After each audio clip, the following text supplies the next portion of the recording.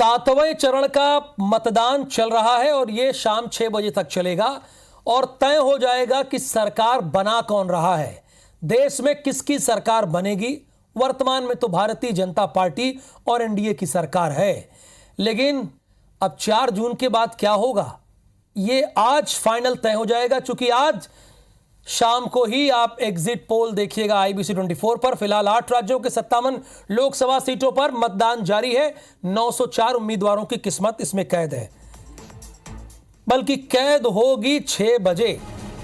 पंजाब की सभी 13 सीटों पर मतदान है, उत्तर प्रदेश की 13, बंगाल की 9, बिहार की 8 और हिमाचल प्रदेश की सभी 4, झारखंड की 3, ओडिशा की 6।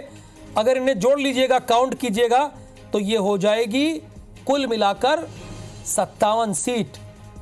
और वाराणसी सीट जो कि सबसे वीवीआईपी सीट मानी जाती है, यहां पर देश के प्रधानमंत्री नरेंद्र मोदी स्वयं चुनाव लड़ रहे हैं। हालांकि वो कन्याकुमारी में साधना कर रहे हैं, विवेकानंद रॉक मेमोरियल पर मौजूद हैं और 45 घंटों का उनका संकल्प है, यानी 45 घंटे लगातार वो साधना कर रहे हैं। और जबकि उनके यहां आज चुनाव है और ये योगी आदित्यनाथ को आप देख रहे हैं, उत्तर प्रदेश के फायर ब्रांड मुख्यमंत्री हैं। अपने मताधिकार का इस्तेमाल करने के लिए ये गोरखपुर पहुंचे, इन्होंने अपने मताधिकार का इस्तेमाल किया। इसके पश्चात आईबीसी 24 से इन्होंने बातचीत भी की उत्तर प्रदेश के मुख्यमंत्री योगी आदित्यनाथ ने और एक मैसेज दिया। ये तस्वीर आप देख रहे हैं, जगत प्रकाश नड्डा हैं, भारतीय जनता पार्टी के राष्ट्रीय अध्यक्ष सपत्नीक पहुंचे हैं बिलासपुर। बिलासपुर कहां के बिलासपुर? हिमाचल प्रदेश के। अनुराग ठाकुर है, खुद चुनाव लड़ रहे हैं, केंद्रीय मंत्री हैं, इन्होंने भी अपने मताधिकार का इस्तेमाल किया है और एक मैसेज देने की कोशिश की है। अजय राय हैं, अजय राय कांग्रेस के प्रदेश अध्यक्ष हैं और नरेंद्र मोदी यानी देश के प्रधानमंत्री के खिलाफ चुनाव लड़ रहे हैं। भगवंत मान पंजाब के मुख्यमंत्री, आज इनकी परीक्षा है, अपनी पत्नी के साथ वोट डालने के लिए पहुंचे हैं। रवि किशन भी अपनी पत्नी के साथ पहुंच गए, इनको टक्कर दे रही है काजल निषाद गोरखपुर से। राघव चड्ढा बड़े दिनों बाद भारत देश आए और इन्होंने अपने मताधिकार का इस्तेमाल किया।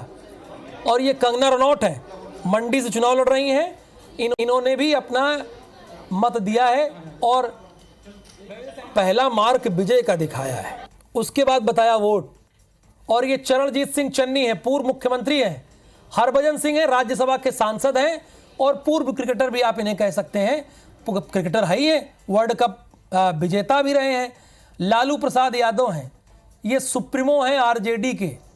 चूंकि जानते हैं आप कि बिहार में भी आज इलेक्शन है, तो अब ये आ जाइए, रविशंकर प्रसाद भारतीय जनता पार्टी के नेता है और प्रत्याशी भी हैं, अपनी पत्नी के साथ वोट करने के लिए गए थे। हमने कहा कि जो बड़े बड़े नेता हैं उनके बारे में आपको एक बार दिखा दिया जाए कि अभी की स्थिति क्या है। चूंकि वोटिंग 7 बजे से शुरू हुई और अभी बज गए हैं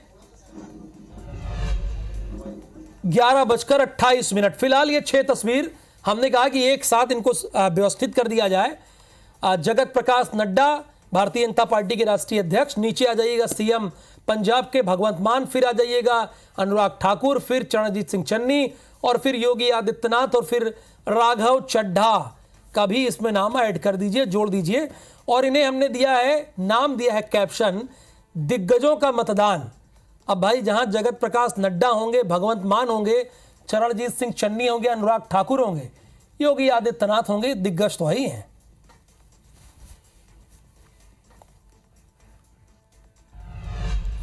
और 6 और तस्वीरें आपके लिए तैयार की गई हैं।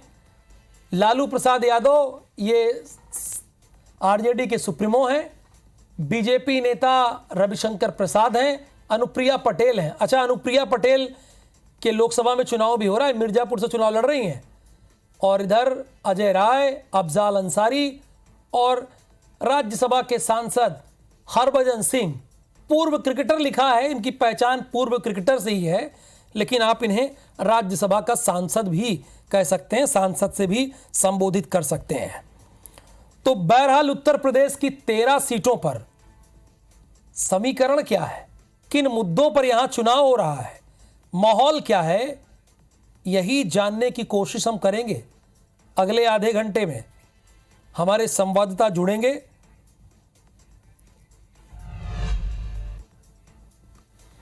और अब 2 तस्वीर है, बीजेपी प्रत्याशी कंगना रनौत और एक तरफ रवि किशन दोनों फिल्म अभिनेता हैं, एक अभिनेता और एक अभिनेत्री। कंगना रनौत ने बहुत सारी हिट फिल्में दी हैं बॉलीवुड जगत के लिए, और रवि किशन भोजपुरी के सुपरस्टार कहे जाते हैं और बॉलीवुड में भी इनकी अच्छी खासी लोकप्रियता है। अभी हाल ही में एक फिल्म आई लापता लेडीज, इसमें इनके किरदार को सभी सराह रहे हैं।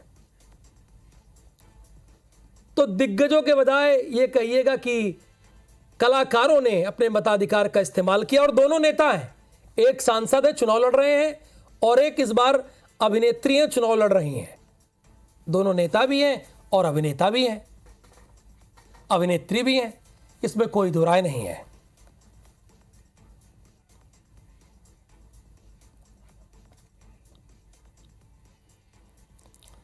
अच्छा, जरूरी क्या चीज है? अगर आपको वोट डालने जाना है, आपके पास Aadhaar card, PAN card, passport, driving licence, MNREGA job card, pension दस्तावेज, स्वास्थ्य बीमा स्मार्ट कार्ड, ये सारी चीजें अगर रहेंगी तो आप अपने मताधिकार का इस्तेमाल कर सकते हैं। अच्छा, वर्णित गुप्ता को आप देख ही रहे हैं, अलग अलग बूथ से आपको जानकारी दे रहे हैं।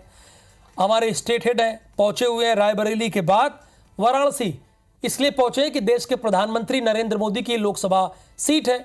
और इसके बाद राजेश हमारे साथ जुड़े हैं कुशीनगर से, यहां बड़ी कांटे की फाइट है। लेकिन वर्णित, चूंकि वोटिंग होते हुए कई घंटे बीत चुके हैं, अभी आपकी रिपोर्ट क्या कह रही है? देखिए, 9 बजे तक तो 12.5% वोटिंग हो चुकी है राहुल। और एक कहा जाए सुखद खबर यहाँ पे जो वोटर्स हैं, वाराणसी के वोटर्स हैं, वो ये है कि गर्मी है लेकिन ज़्यादा जो है धूप नहीं है, तपिश नहीं है, एक उमस सा है जिसकी वजह से लोगों को दिक्कत ज़रूर हो रही है, लेकिन लोग जो है घर से बाहर निकल पा रहे हैं और इसीलिए एक जो कंसिस्टेंसी है वो वोटिंग परसेंटेज में दिखाई दे रहा है। आपके पास देखिए, ये जो जितने भी यहाँ पे वोटर्स दिखाई दे रहे हैं, इन सभी लोगों ने जो है वोट कर दिया है। आप देखिए इसके अंदर ये सभी लोग वोट कर रहे हैं, ये सभी लोग एक ही उम्मीद से यहाँ पे हमारे साथ मौजूद हैं, चाहते हैं कि ज़्यादा से ज़्यादा वाराणसी में वोटिंग हो, लोग ज़्यादा से ज़्यादा बाहर निकले।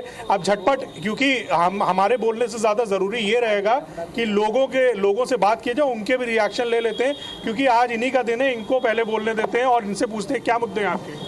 हमारे को मुद्दे क्या, मोदी जी के नेतृत्व में जो भी वाराणसी जो सुविधाएं मिल रही हैं, आज के 10 साल पहले जो सुविधा नहीं मिली थी, लेकिन आज वाराणसी में जैसा कि जो सुविधा मिला है, जैसे रोडे है, रोपवे है, स्टेशन, ताकि विकास एकदम बेस्ट है। मोदी जी के विकास बढ़िया हुआ है, लेकिन बेरोजगारी, किसानों की आय और जो दुगनी आय, वो सारी बातें की गई थी, उसके ऊपर क्या काम किया गया? हमारे साथ देखिए मुस्लिम पक्ष से भी कुछ महिलाएं हैं, इनसे भी पूछते हैं कि क्या हुआ है, इनके घर के चूल्हा चौके कैसे चल रहा है, क्या लग रहा है, विकास हुआ है वाराणसी का? नहीं हुआ आपके हिसाब से? कुछ नहीं हुआ। अच्छा, हमारे 4 लड़के क्या मुद्दे हैं आपके? बेरोजगार हैं। मुद्दे क्या हैं? मुद्दे किन मुद्दों पे आप वोट कर रहे हैं? हम तो क्या ना पंजा। मैं पूछ रहा हूँ आपसे, मुद्दे क्या हैं आपके? क्या मुद्दे जिनको ध्यान में रख के आप यहाँ पे वोट करने आए हैं? यहाँ पे बेरोजगारी की वजह से आया। बेरोजगारी बड़ा मुद्दा है। महंगाई बहुत ज्यादा है। बेरोजगारी और महंगाई सबसे बड़ी चीज़ है। लोगों का जो मूलभूत जो चीज़ें होती है, वो सबसे ज़्यादा क्या होती है कि उनका घर का कैसे खान खर्चा चले, तो वो सबसे बड़ी। ये तो कह रहे हैं कि यहाँ विकास ही नहीं हुआ वाराणसी में। सर, इनको बोलिए रिंग रोड पर जाकर देखे विकास हुआ कि नहीं हुआ है, घाटों पे जाकर देखे विकास हुआ है कि नहीं हुआ है, तमाम सब। क्या हुआ, विकास हुआ है? नहीं, विकास नहीं हुआ है। क्या नाम है आपका? मोहम्मद आतिफ। अच्छा, विकास नहीं हुआ है अभी? कुछ भी नहीं हुआ। तो क्या आपको लग रहा है, क्या मुद्दे हैं जिनको लेके आप वोट कर रहे हैं? यही बेरोजगारी, यही सब है मुद्दा। बेरोजगारी है। भाई साहब नमस्कार। आप तो सरकारी मुलाजिम हैं, थोड़ा सा सरकारी एंगल भी बताइए कि सरकारी मुलाजिमों के लिए क्या लगता है कि इस बार क्या मुद्दे हैं? कोई मुद्दा नहीं है, विकास सबसे बड़ा मुद्दा है। हाँ। और मोदी जी के रहते विकास इतना चरण सीमा पर है कि मैंने कभी जीवन में ऐसा नहीं देखा। अच्छा, वाराणसी में क्या? चलिए, अगर बनारस आइए, कहा जाता है वर्णित, बनारस आइए और यहाँ का पान न खाइए, तो ये पान खा के आपसे बात कर रहे हैं और कह रहे हैं विकास के मुद्दे पर हमने वोट किया है। ठीक है, वर्णित लोगों को बता दे रहे हैं कि मुद्दा बताइए, दल ना बताइए, क्योंकि हम लोग पत्रकार हैं, किसी का एजेंडा लेके यहाँ नहीं बैठे हैं। राजेश चौहान भी हमारे साथ हैं। राजेश चौहान, आपके यहाँ क्या स्थिति है? आपकी ग्राउंड रिपोर्ट क्या कह रही है? किन मुद्दों पर लोग वोट कर रहे हैं, यही आप बताइए हमारे दर्शकों को। वर्णित, मैं दोबारा आऊंगा आपके पास। कुशीनगर में मुद्दों की बात करें तो यहाँ की जनता महंगाई, बेरोजगारी और संविधान बचाने के जो ये धरातल पर मुद्दे हैं, कहीं ना कहीं ये दिखाई पड़ रहे हैं। वोटरों से बात जब भी करें तो ये इन मुद्दों को ही बता रहे हैं। और यहाँ पर देखा जाए तो चुनाव एकदम से बाइपोलर हो गया है। कहीं ना कहीं बीजेपी और गठबंधन के प्रत्याशी ही उन्हीं लोगों के बीच मुख्य मुकाबला देखा जा रहा है और लोग भी इन्हीं दोनों की बात कर रहे हैं। अच्छा, यानी बाइपोलर है यहां पर मामला, आप बता रहे हैं? जी। चलिए ठीक है, कुशीनगर में अगर बाइपोलर है तो वो स्थिति से अवगत कराएं। हमारे और भी रिपोर्टर्स हमारे साथ जुड़ रहे हैं, उनसे भी जानकारी लेंगे।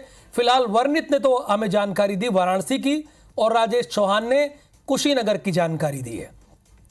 देखिए, यहां पर 13 लोकसभा सीटों पर मतदान हो रहा है। 13 लोकसभा सीटों में 10 पर सीधे भारतीय जनता पार्टी चुनाव लड़ रही है। 3 पर उनके सहयोगी दल। रॉबर्ट्सगंज चलते हैं। रॉबर्ट्सगंज में क्या स्थिति है? नितेश, आप बताइए हमारे दर्शकों को अभी, और जनता किन मुद्दों पर यहां वोट कर रही है?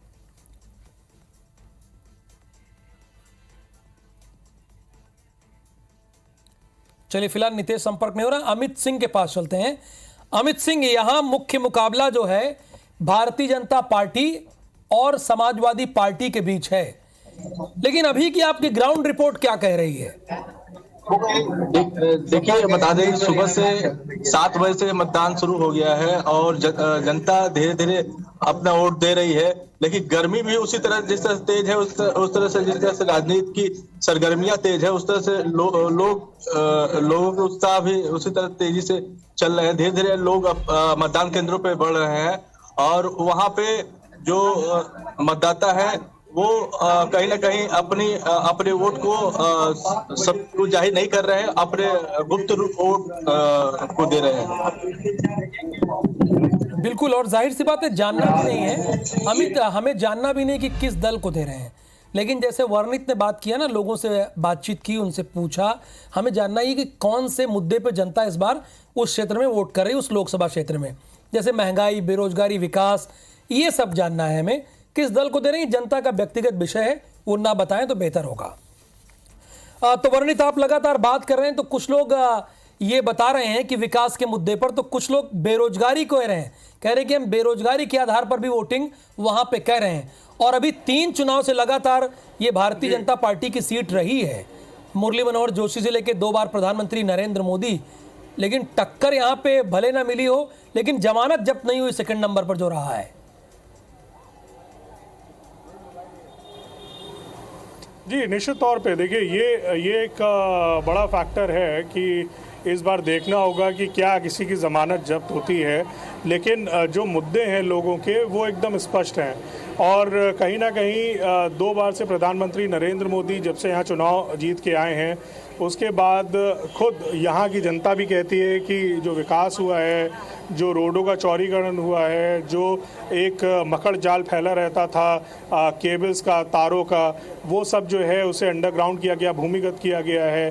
साथ साथ गैस पाइपलाइन और जो कई जो है रुद्र ऑडिटोरियम बनाया गया है जापान की मदद लेके, रुद्राक्ष ऑडिटोरियम। इसके अलावा और भी कई जो है कार्यक्रम यहाँ पे साल दर साल जो है निरंतर चलते ही रहते हैं। तो इससे यहाँ पे इंगेजमेंट और जो पर्यटन का एक बड़ा हब है वाराणसी, और जिसको लोग यहाँ पे प्यार से काशी भी कहते हैं, वहाँ पे कहीं ना कहीं पर्यटकों की जो संख्या है उसमें भी काफ़ी इजाफा देखने को मिला है। ये तो कई सरकारी आंकड़े हैं जो कि लगातार इस चीज़ को साबित करते रहते हैं। और भी लोग हैं, एक बार फिर से इन लोगों से बात करते, देखिए कि एनर्जी बहुत ज़्यादा दिख रही है यहाँ पे। सब ये सेल्फी स्टैंड्स बने हुए हैं और यहाँ पे जो है सेल्फी खिंचवा रहे हैं। हाँ जी भाई साहब, नमस्कार। नमस्ते, बताइए क्या नाम है आपका? मेरा नाम है वीके जी, ये बताइए किन मुद्दों पे यहाँ पे वोट किया जा रहा है? वोट अपना अपना मत है, लोग अपना अपना समझ के, मुद्दों को समझ के वोट कर रहे हैं। जाहिर बात है। आपके क्या मुद्दे हैं? हमारे मुद्दे जो सबके मुद्दे हैं, स्वाभाविक बात है, देश तरक्की करे हमारा और देश का विकास हो। अच्छा। हमारी संस्कृति काशी की जो है उसमें दिन प्रतिदिन बढ़ोतरी हो, यही मुद्दा है। तो तो मतलब कहा जाए जो लोकल मुद्दे हैं वो यहाँ पे इस समय प्रभावित नहीं, ज्यादातर लोगों में लोकल मुद्दे भी हैं। वो भी मुद्दे हैं। हाँ। हर आदमी का अलग अलग मुद्दा है जो अपना अलग अलग। तो वाराणसी में आप मानते हैं कि विकास हुआ है? बिल्कुल, काम तो हो रहा है, चारों तरफ रोड हो रहा है, सामने देखिए आप पुल बना है और हमारी कई ट्रेनें वंदे भारत नई कई चल गई हैं जी। तो काम। तो आप क्या सरकारी कर्मचारी हैं? बिल्कुल। तो सरकारी कर्मचारी, अब ये बड़ी बात है कि सरकारी कर्मचारियों के लिए क्या यहाँ पे काम हुआ है, क्योंकि आप देखिए इंडी गठबंधन वाले भी कई तरीके के जो है वादे कर रहे थे अभी, और भाजपा की तरफ से भी किया गया, तो विश्वास किसमें है सरकारी कर्मचारियों का? विश्वास देखिए, जब वो दूसरी सरकार थी तो वो भी अपने हिसाब से अच्छा काम कर रही थी कर्मचारियों के लिए, उसमें भी ठीक था। और ये सरकार जब से आई ये भी अच्छा काम कर रही है, तो कर्मचारियों के साथ साथ देश का भी विकास हो रहा है। जनता की सुविधा के लिए गाड़ियाँ भी नई चल रही हैं, तो उसमें देश का विकास होगा तो हम लोग का भी विकास होगा। ठीक है। तो आपने सुना राहुल की किस तरीके से जो है लगातार पॉइंट वाली बात कही है। हाँ जी, नमस्कार। वर्णित मैं आपके पास आऊंगा, चूंकि नितेश अपनी बारी की प्रतीक्षा कर रहे हैं, इसके पहले संपर्क नहीं हो पाया था।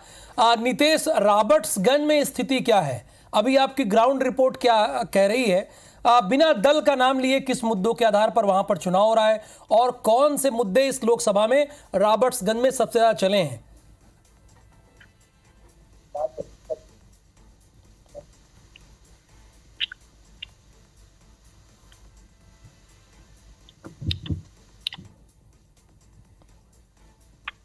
नितेश, आपको आवाज आ रही है?